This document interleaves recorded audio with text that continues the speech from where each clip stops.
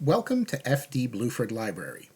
Your professors have asked you, or will ask you, to write a research paper utilizing scholarly journal articles as sources.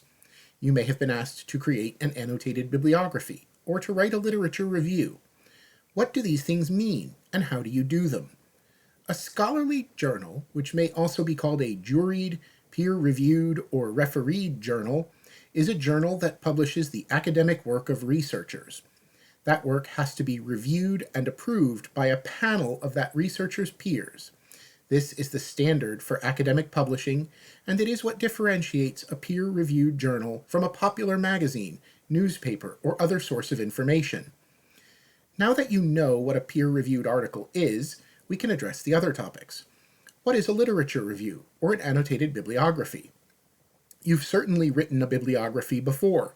It's the list of sources you've used at the end of a paper, report, or other project.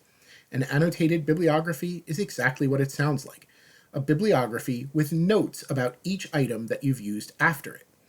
Usually, you need to write only a short paragraph after each entry explaining what the authors are saying or what point they've tried to prove.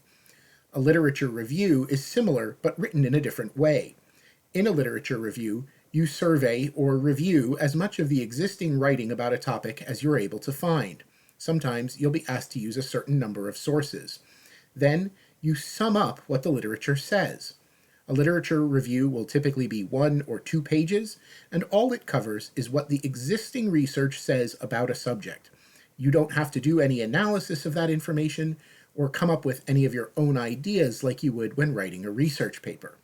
With those basic definitions out of the way, we can begin the second part of this tutorial.